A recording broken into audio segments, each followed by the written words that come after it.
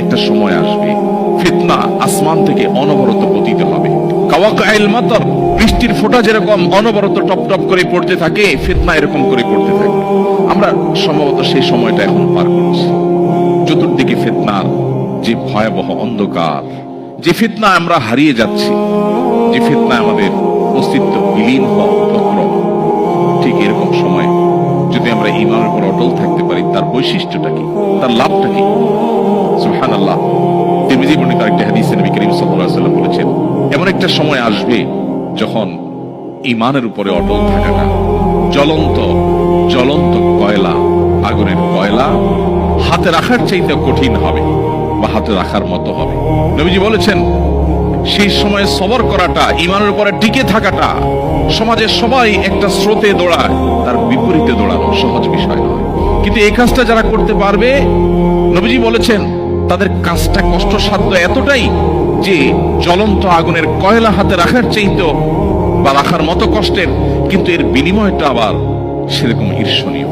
তিনি বলেছেন 50 জন মানুষ আমল করে যে পরিমাণ সওয়াব পাবে, ওই সময় এই রকম প্রতিকূল পরিবেশে যিনি নিজের ঈমানকে, নিজের আইডেন্টিটিকে, নিজের আমলকে, নিজের মুসলমানিত্বকে যে ব্যক্তি বুলন্দ করে রাখবে, উঁচু করে রাখবে, ধরে রাখতে পারবে, আল্লাহ তাআলা তাকে 50 জন মানুষের আমলের সমপরিমাণ সওয়াব তাকে দান করবেন। তিনি নামাজ পড়বেন 1 রাকাত, সওয়াব পাবেন 50 রাকাতের।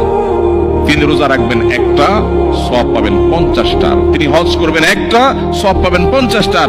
সাহাবীরা অবাক হয়ে গেলেন নবীজির এই কথা শুনে। তখন তো সেরকম কোন পরিবেশ ছিল না, ঈমানের জন্য অনুকূল পরিবেশ ছিল মদিনাতে।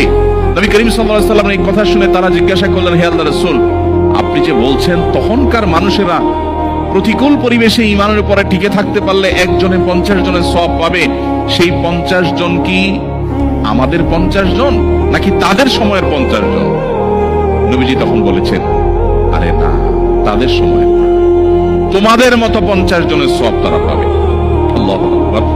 সাহাবায়ে কেরামের যে মর্যাদা, সেটা নতুন করে বলার অপেক্ষা রাখে না।